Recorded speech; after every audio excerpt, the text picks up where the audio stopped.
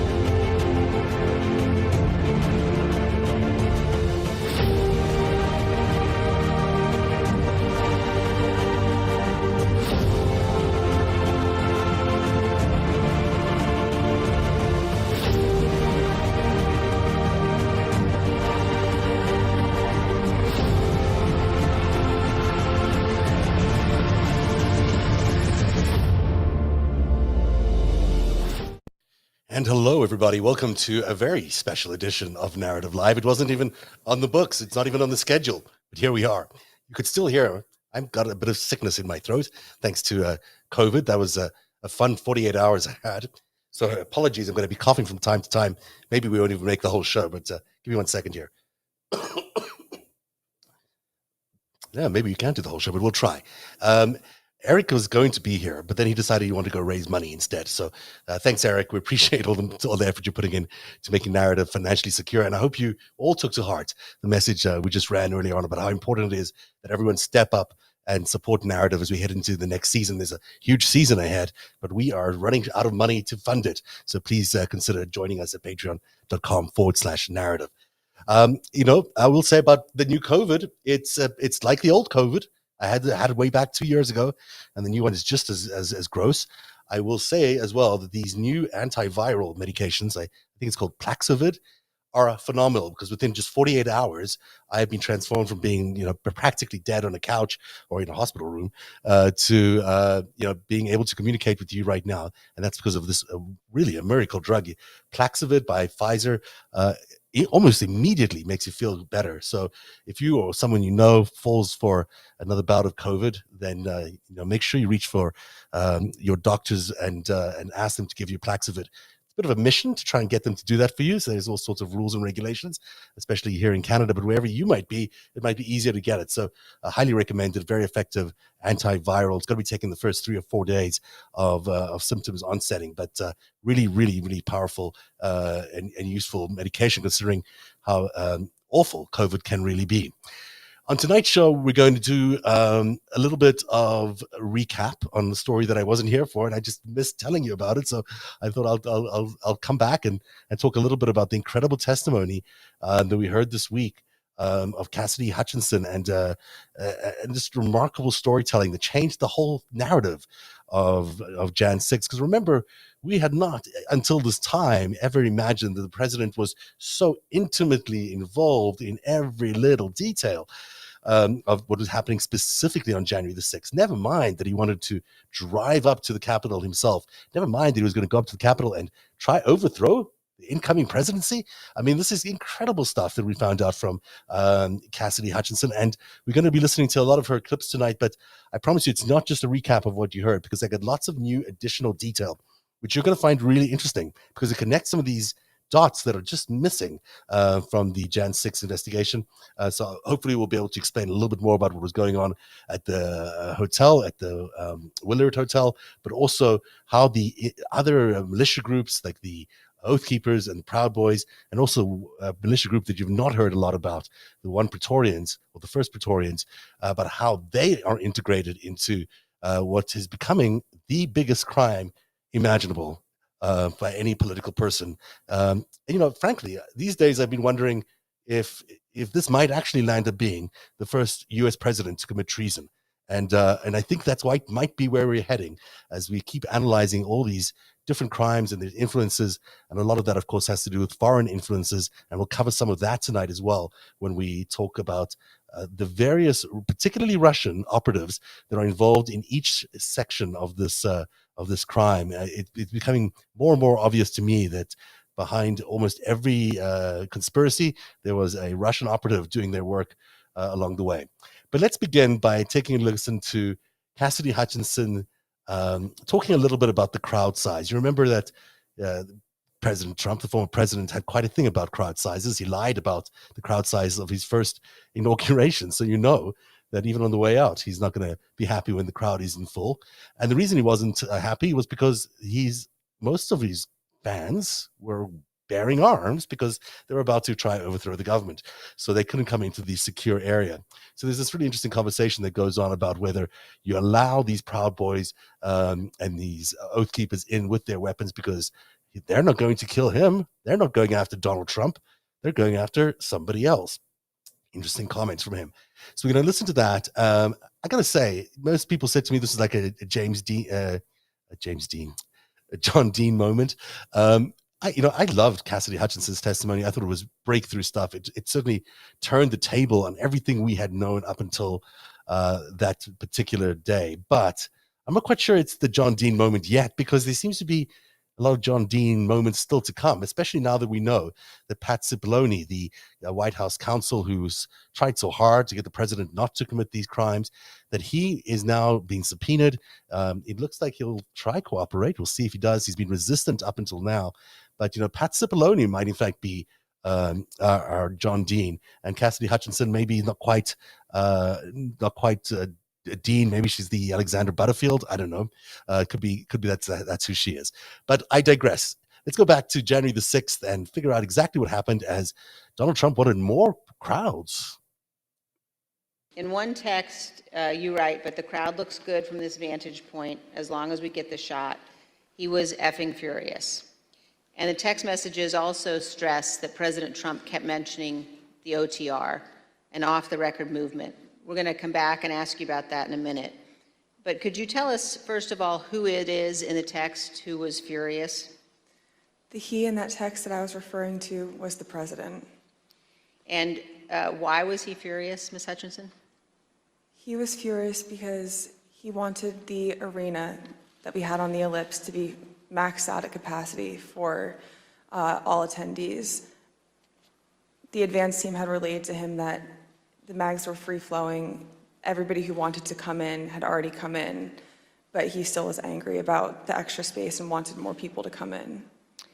And did you go to the rally in the presidential motorcade? I was there, yes, in the motorcade. And were you backstage with the president and other members of his staff and family? I was. And you told us, Ms. Hutchinson, about particular comments that you heard while you were in the tent area. When we were in the offstage announce area tent behind the stage, he was very concerned about the shot, meaning the photograph that we would get, because the rally space wasn't full. One of the reasons, which I've previously stated, was because he wanted it to be full and for people to not feel excluded because they'd come far to watch him at the rally. And he felt the mags were at fault for not letting everybody in. But another leading reason, and likely the primary reason, is because he wanted it full and he was angry that we weren't letting people through the mags with weapons, what the Secret Service deemed as weapons and our weapons. But when we were in the offstage announce tent, I was part of a conversation. I was in the vicinity of a conversation where I overheard the president say something to the effect of, I don't effing care that they have weapons. They're not here to hurt me. Take the effing mags away. Let my people in. They can march to the Capitol from here. Let the people in. Take the effing mags away. Just to be clear, Ms. Hutchinson, is it your understanding that the president wanted to take the mags away and said that the armed individuals were not there to hurt him? That's a fair assessment. In one text, I mean, just think about it. Think about a president of the United States, responsible for making sure the government is working effectively, that there's a peaceful transition of power. And the only thing he cares about on that day is the crowd numbers and that he looks popular, but also he doesn't care about the fact that they're armed. In fact, it seems to be a feature that he's quite proud of. He knows they're armed and they're not there to hurt him, so who cares? They're obviously going to hurt other people, forgetting that the president of the United States is everyone's president, despite what Donald Trump might think. So can you imagine this poor young aide, Cassidy Hutchinson, being responsible, because that's basically what Pat Cipollone told her, is make sure that the president does not go up there with him. Can you imagine her having to shoulder all this incredible weight on that day? It must have been incredibly difficult for her. But she does seem very well put together. She describes all these different events that took place on that day.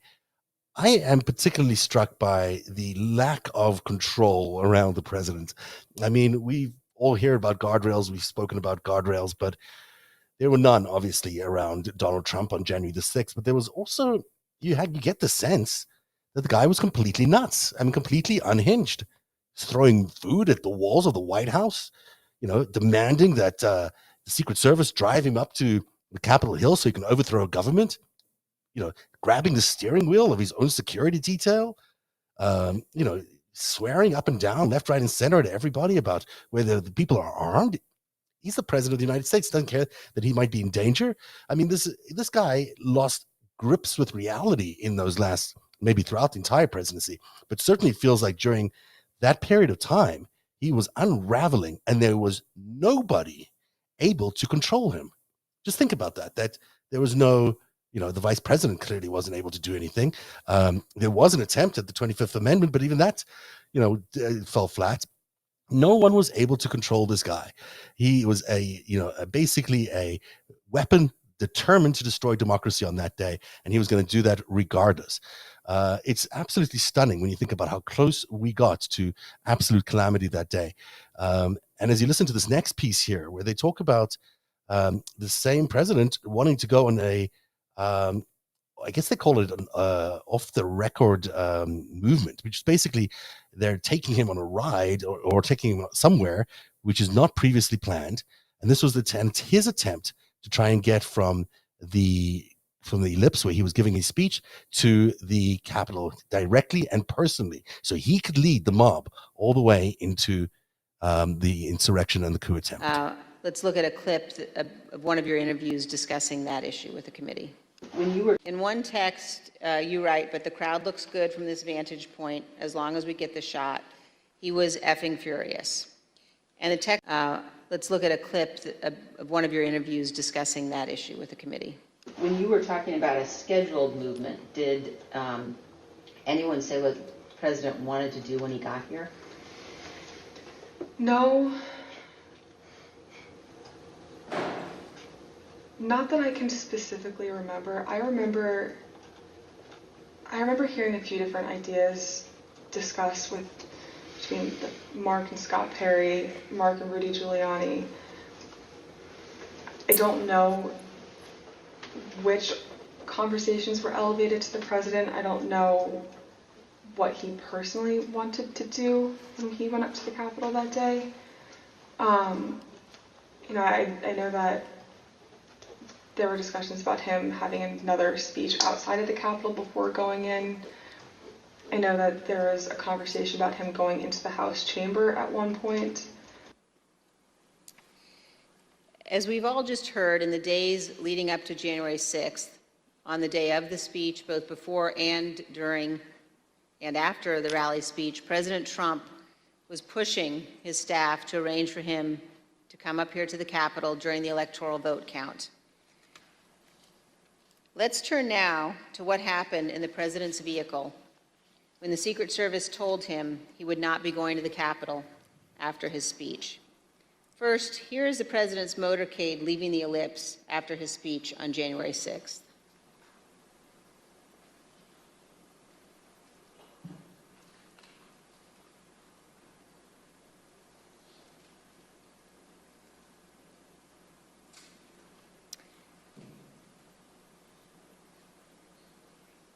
Ms. Hutchinson, when you returned to the White House in the motorcade after the president's speech, where did you go?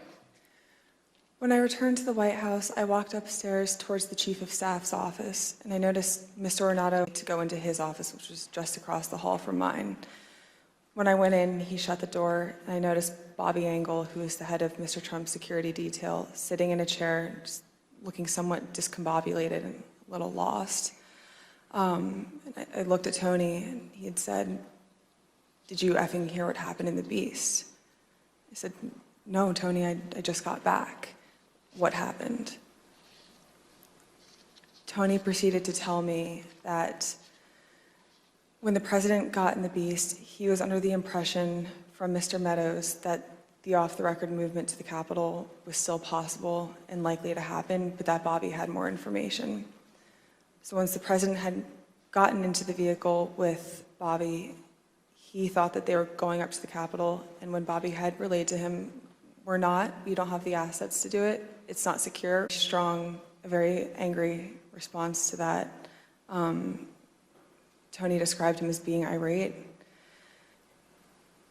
The president said something to the effect of, "I'm the effing president, take me up to the Capitol now." To which Bobby responded, "Sir, we have to go back to the West Wing." The president reached up towards the front of the vehicle to grab at the steering wheel. Mr. Engel grabbed his arm, said, "Sir, you need to take your hand off the steering wheel. We're going back to the West Wing. We're not going to the Capitol." Mr. Trump then used his free hand to lunge towards Bobby Engel, and when Mr. Ornato had recounted this story to me, he had motioned towards his clavicles. And was Mr. Engel in the room as Mr. Ornato told you this story? He was. Did Mr. Engel correct or disagree with any part of the story from Mr. Ornato? Mr. Engel did not correct or disagree with any part of the story. Did Mr. Engel or Mr. Ornato ever after that tell you that what Mr. Ornato had just said was untrue? Neither Mr. Ornato nor Mr. Engel told me ever that it was untrue. And despite this altercation, this physical altercation, during the ride back to the White House, President Trump still demanded to go to the Capitol. Here's what Kayleigh McEnany, the White House press secretary at the time, wrote in her personal notes and told the committee about President Trump's desire to go to the Capitol after returning to the White House. when you wrote POTUS wanted to walk to the Capitol, was that based solely on what the president said during his speech or anything that he or anybody else said afterwards? So to the best of my recollection, I believe when we got back to the White House, he said he wanted to physically walk with, he'd be fine with just riding the beast. But to the best of my recollection, he wanted to be a part of the march. Presidential limousine? Yes. President Trump did not go to the Capitol that day. We understand that he blamed Mark Meadows for that. This is an incredible moment. When you think about the President of the United States wanting to lead an armed insurrection, basically have a mob of armed people behind him as he heads towards the Capitol in an off-the-record, unplanned event.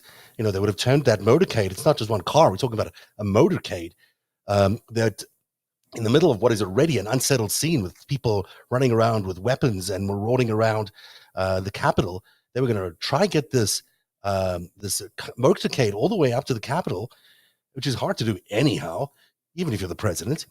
And he was going to then have a speech outside, or believed to have been planning a speech outside the Capitol, or then inside the Capitol. Now, you remember what those pictures inside the Capitol looked like that day. There were thousands of people running around that place, urinating all over the place, defecating, grabbing stuff. How was he going to get in there and do a speech and then insist that Mike Pence overthrow the election results? I mean, this is insanity and clearly illegal, obviously. His two security detail over there, by the way, are not your typical Secret Service security detail. These are Trump's security detail. They're sort of mobster types. Not to impugn any of their reputations, but they're a little, they're not your typical Secret Service kind of guys. These are the kinds of people that normally would do this thing for Trump, but even they wouldn't do it. And the fact that he actually wanted to firstly grab a hold of the steering wheel and take control of the vehicle, and then secondly, strangle his own security detail, his friends. It's absolutely stunning that these events took place, and we got anywhere near this far into the process of him maybe even doing any of that is just beyond excuse me, beyond comprehension. You know, when the Pat Cipollone used the expression every crime imaginable, this is really what it's looking like. We're looking at so many conspiracies, so many different crimes, and all committed by Donald Trump. He's certainly the ringleader, and then carrying all his henchmen along with him to commit all these crimes. And then these poor young aides like Cassidy Hutchinson is over there trying to stop all this because everyone else is in it already. Everyone else is trying to make coin off it. It's just shocking and distressing that it took a 25-year-old like Cassidy Hutchinson to actually get something done to stop these incredibly wayward plans that could have really jeopardized the entire democracy. So, talk about craziness. Let's talk about hanging Mike Pence, because that's, of course, what the thing was. After Mike Pence had let Donald Trump down, he suggested to the crowd that, Mike Pence is betraying him. And therefore, the crowd called for his hanging. Not Trump's hanging, Pence's hanging. And let's listen to how that all unfolded that morning. This is getting out of control. I'm going down there. And at that point, Mark stood up from his couch, both of his phones in his hand. He had his glasses on still. He walked out with Pat. He put both of his phones on my desk and said, "Let me know if Jim calls." And they walked out and went down to the dining room. A few minutes later, Representative Jordan called back. A couple minutes later, so likely around between 2:15 and 2:25. I know the tweet went out at 2:24. I don't remember if I was there when the tweet went out or if it happened right afterwards, but Jim had called. I answered the phone, said 1 second. He knew it was, I guess he knew it was me. I introduced myself, but I don't remember if he called my cell phone or if he had called one of Mark's. But I answered the phone and said, 1 sec, Mark's on the hall, I'm going to go hand the phone to him. He said, okay. So I went down, I asked the valet if Mark was in the dining room. Valet said yes. I opened the door to the dining room, briefly stepped in to get Mark's attention, showed him the phone, flipped the phone his way so he could see it said Jim Jordan, He had stepped to where I was standing there holding the door open, took the phone talking to Jim with the door still propped open. So I took a few steps back. So I probably was 2 feet from Mark. He was standing in the doorway going to the Oval Office dining room. They had a brief conversation, and in the crossfires, I heard briefly like what they were talking about, but in the background, I had heard conversations in the Oval dining room at that point talking about the hang Mike Pence chants. That clip ended, Ms. Hutchinson, with you recalling that you heard the President, Mr. Meadows, and the White House counsel discussing the hang Mike Pence chants. And then you described for us what happened next. It wasn't until Mark hung up the phone, handed it back to me. I went back to my desk. A couple minutes later, him and Pat came back, possibly Eric Hirschman too. I'm pretty sure Eric Hirschman was there. But I'm confident it was Pat that was there. I remember Pat saying something to the effect of, Mark, we need to do something more. They're literally calling for the vice president to be effing hung. And Mark had responded something to the effect of, you heard him, Pat. He thinks Mike deserves it. He doesn't think they're doing anything wrong. To which Pat said something, this is getting out of control. I'm going down there. And at that point, Mark stood up from his couch, both of his phones in his hand. He had his glasses on still. He walked out with Pat. He put both of his phones on my desk and said, let me know if Jim calls. And they walked out. Sorry, repeating some of that there, but just fascinating detail that no one seemed to care inside the White House that the president believed the vice president deserved to be hanged. That's exactly what she seems to be saying there. It's an absolutely unbelievable turn of events that happened on January the 6th. And now that we have this unusual detail, this incredible detail, it reminds me that what they really did here, what Donald Trump and his henchmen really did, was they built an army. They got the Proud Boys, they got the Oath Keepers, they got the QAnon supporters, they got the First Praetorians, and they brought them all to the Capitol. And so the president was well aware that he had a loyal army that could go and kill and shoot and maim and take over whatever they needed to do inside the Capitol. So, of course, he wanted them in.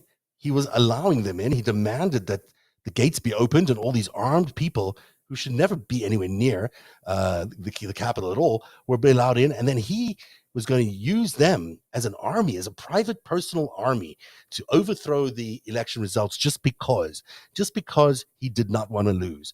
There is no valid reason for anything else he did, just something he felt like he deserved because, I guess, who he is. I don't know what his background is in terms of this. People say he's a narcissist. Clearly he is, to believe that.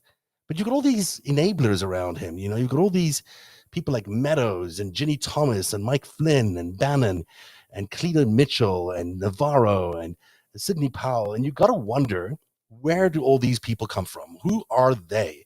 And why are they enabling him all the way to the very end? And I think that some of the answers are really interesting. I mean, certainly when you look at something like the Oath Keepers, the Oath Keepers didn't just show up in America as the Oath Keepers. The Oath Keepers showed up as a result of Rand Paul's father, of the Tea Party fame. We've reported extensively about how Rand Paul likes to go to Moscow and hand letters over to Vladimir Putin as the mail boy for the Kremlin. Well, his father was just as fond of going to Russia, visited Russia as many times many more times than anyone else in his position as a congressman, but also look what he told RT back in, I can't read the date here, but he wants to cast Russia as an enemy, and it's wrong. Russia is not our enemy. So clearly, the Ron Paul and Rand Paul alliance with Russia goes way back to maybe the 80s, or even maybe the 80s a little too soon, but certainly the 90s and early 2000s. And of course, we know that Rand Paul, as recently as 2017, was delivering a letter to Putin from Trump. Now, why am I saying this? I'm saying this because these Oath Keepers, led by the Stuart Rhodes, we don't really know where they get all their funding from. We don't really understand who funds them, who directs them, who incites all their thinking. It could very well be that it comes out of Russia, because every time I turn any one of these little rocks over in my investigation of Trump-Russia, the insurrection on January the 6th, there's a little bit of Russia involved in almost everything. So, keep that in mind. We'll talk about the Oath Keepers. We're going to talk about the First Praetorians in just a second. But the other big part of the testimony that came out of Cassidy Hutchinson's testimony the other day was about Mark Meadows' intention to go to the Willard Hotel. Now, the Willard Hotel, as you see here in this picture, is just across the street from the White House. It's that little hotel, it's a building you see with a bit of an angle in it. That's Pennsylvania Avenue. The Treasury building is that fancy-looking palatial-looking building in between the Willard Hotel and the White House. And the White House is, of course, that little White House. So, staying at the Willard Hotel were people like Rudy Giuliani and Roger Stone, and they were having a war room over there, what they described as a war room. And Mark Meadows wanted to go over there on the 5th, the night before. And this is a very key part of the testimony, which I thought was so educational, from Cassidy Hutchinson. And she describes that it was the president himself who wanted Mark Meadows to go over to meet with Stone and Giuliani and plot the next day's events. So this is important, because as we look at a conspiracy and who's directing that conspiracy, the fact that the president instructed his chief of staff to go and meet with his cohorts, with his co-conspirators at the Willard Hotel is very, very significant. So here is the clip as they're talking about things that went on at the Willard Hotel. If I can find it, here we go. Roger Stone was to serve. The night before January 6th, President Trump instructed his chief of staff, Mark Meadows, to contact both Roger Stone and Michael Flynn regarding what would play out the next day. Ms. Hutchinson, is it your understanding that President Trump asked Mark Meadows to speak with Roger Stone and General Flynn on January 5th? That's correct. That is my understanding. And Ms. Hutchinson, is it your understanding that Mr. Meadows called Mr. Stone on the 5th? I'm under the impression that Mr. Meadows did complete both a call to Mr. Stone and General Flynn the evening of the 5th. And do you know what they talked about that evening, Ms. Hutchinson? I'm not sure. Is it your understanding that Mr. Giuliani, Mr. Eastman, and others had set up what has been called, quote, a war room at the Willard Hotel on the night of the 5th? I was aware of that the night of the 5th. And do you know if Mr. Meadows ever intended to go to the Willard Hotel on the night of the 5th? Mr. Meadows had a conversation with me where he wanted me to work with Secret Service on a movement from the White House to the Willard Hotel so he could attend the meeting or meetings with Mr. Giuliani and his associates in the war room. And what was your view as to whether or not Mr. Meadows should go to the Willard that night? I had made it clear to Mr. Meadows that I didn't believe it was a smart idea for him to go to the Willard Hotel that night. I wasn't sure everything that was going on at the Willard Hotel, although I knew enough about what Mr. Giuliani and his associates were pushing during this period. I didn't think that it was something appropriate for the White House Chief of Staff to attend or to consider involvement in. I made that clear to Mr. Meadows. Throughout the afternoon, he mentioned a few more times going up to the Willard Hotel that evening, and then eventually dropped the subject the night of the 5th and said that he would dial in instead. Roger Stone was to serve. The night before January 6th, President Trump instructed his chief of staff, Mark Meadows. So that is a very critical moment. I think it got lost a little bit in the coverage, because what it does is it links what was going on inside the White House, which is Mark Meadows and company, what they were doing to coordinate the coup on January the 6th, with Trump's other team outside at the Willard Hotel, which were organizing a lot of the other stuff that was going on in the coup, including, coordinating the Oath Keepers and the Proud Boys and the militias to get ready the next day with their weapons to storm the Capitol. So you have a really significant contact then and a directed contact on the 5th, the night before the coup, between Mark Meadows and Roger Stone and General Michael Flynn. So you've got the coming together of these two conspiracies, which right now at least appear to be sort of separate. But when you look at them having these meetings on the 5th, and in fact they did have meetings on the 5th, although they were on the phone, it's very significant that this now a conspiracy that they can be seen and maybe even heard discussing the events of the next day before they happen. So that's all very significant. But there's more to the events that happened inside the Willard Hotel room and the fact that the war room was there. I have only a few pictures of the war room after plenty of research that we've done into this, but I'll show you one of them. There you can see Rudy Giuliani. This is actually taken, I think, the day of the insurrection or the attempted coup. So I think it's the 6th. I don't think this is taking place on the 5th. And you can see Rudy's there in the Willard Hotel. He's writing some notes. He's got to, do whatever one does in a meeting. And when we were researching the story on Narrative TV, we had a lot of questions around who this dude was, this rather tall-looking guy with a white tank top with all those entry cards that you get at concerts. I'm surprised they had them at a coup attempt, but there you go. And so we asked a lot of questions about who this dude is, and we were able to find out exactly who he was by helping. I use facial identity technology. We were able to identify this guy on the right here as the same person. And let me see if we've got any other details on him. And then, this is how we discovered that he is, in fact, Philip Lulsdorf, Director of Business Operations of something called the First Amendment Praetorians. The First Amendment Praetorians are sort of the elite version of the Proud Boys and the Oath Keepers. They're the Marines, the super special service training guys. These guys are top notch. And they are a big piece of what happened on the coup on January the 6th that has not received a lot of public attention. And Philip A. Lulsdorf is interesting from a number of perspectives. He's the Director of Business Operations of the First Amendment Praetorians, but he's also, interestingly enough, a Russian royal family member. I'll put him as that. I can't remember his exact title, but he certainly has some Russian royalty in that, which is interesting. He's also a poker player by trade. That's what he does. But he is a very specialized military guy. And along with the other leadership of the First Amendment Praetorians, people like Robert Patrick Lewis, you might have heard of his name, Scott Kesterson, Jen Paquette, and Mark Fallon. This is the elite squad that was really put together to handle what was going to happen after the coup. Now, I don't know if they ever got to do whatever they said they were going to do, but certainly this is the very best of the best that they were able to put together for that day.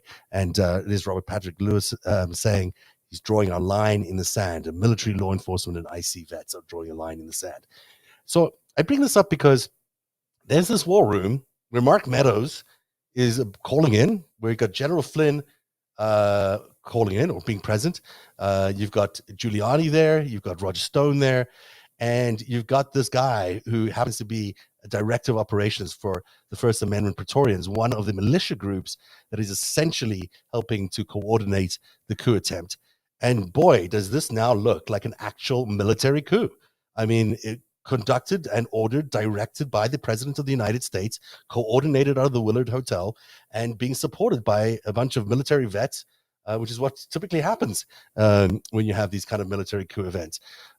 So I think there's a lot of attention that still needs to be paid to these guys at the First Amendment Praetorians and how they interacted as well with the Proud Boys and how they interacted with the 3%ers and the Oath Keepers. This is going to be a significant level of detail, which I think we're going to find out from the committee in the next few weeks. But clearly, what we're seeing now is a vast conspiracy, not just a vast conspiracy to protest, to change the votes or to overturn the votes, but an actual vast conspiracy to conduct a coup, to overthrow the government of the United States, replace it with a dictatorial government that would then change everything about the American system forever. This is how big a deal this was, and it involves thousands and thousands of players, and you're seeing it now being put in front of us together by this committee, piece by piece by piece, and it is very dramatic because, well, who knows what would have happened if that succeeded, but the the idea of a violent coup like that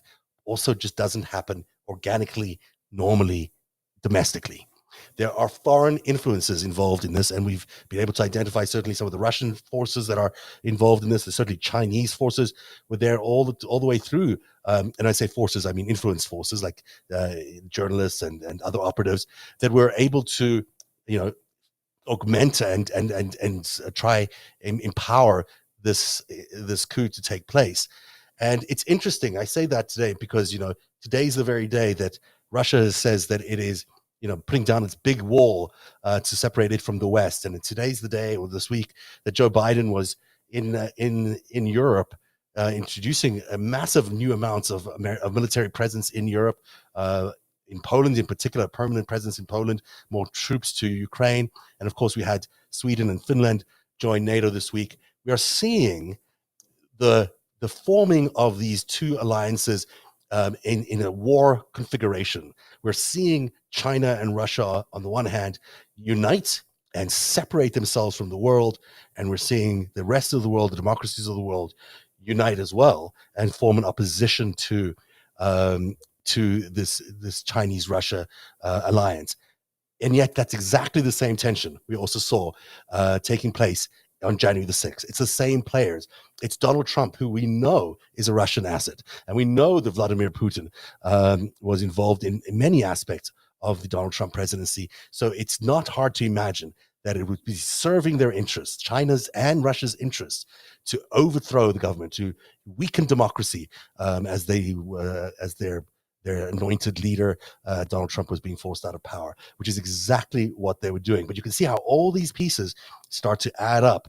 And you can see that we are still very much in the early stages of a multi-stage attack on democracy. We're nowhere finished. This particular war we're in against the autocrats, the Chinese and the Russians, and we can now, I think, just say it that way, are determined to destroy democracy, are determined to destroy the West, are determined to destroy America. And it's up to America to figure out exactly how they're going to respond. So far, the president has done a remarkable job, in my opinion, in lining up the world in a strong united front against these autocrats. But that war, it could be a real war. It could look like a real war, will act like a real war, could be on our borders before we know it.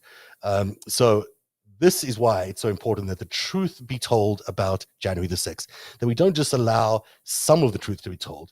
We need to know exactly what happened, and the people who are responsible for it need to be put in jail, because that's the only way we can stop it from happening again. And that's why this is such a laudable effort by the January the 6th committee. I am going to end the show there because I have some other things to talk about, but my voice is slowly disappearing on me, so I'm going to give up on trying to force it. But I did just want to be able to have some time with you today to talk about Cassidy Hutchinson's testimony and look ahead also, I think, to what will be fascinating testimony by Pat Cipollone. Hopefully he testifies willingly and as sharing as she was. But this is a very different story than any of us. And I thought I had the story down before all of this. This is a very serious story. This was a military coup. And I would say not only just a military coup attempt, it was an attempt to do this for a foreign government who is at war with us, which in my opinion counts as treason. So perhaps we're seeing the makings of the first American president who may be ultimately charged with treason. Certainly what I'll be looking at in the coming weeks. And thank you for being here tonight. I want to remind you to please support Narrative at patreon.com/narrative. That's patreon.com/narrative. We're meant to be on hiatus. We're not even meant to be doing programming, but every week I'll be back, not with live shows like this, but I'll be back with some repeat programs for the next 3 or 4 weeks, some of our best stuff from Narrative. But please don't forget to try and support us at patreon.com/narrative. Our new season starts in September, and we need your money to fund it. On that note, have a good night, everybody.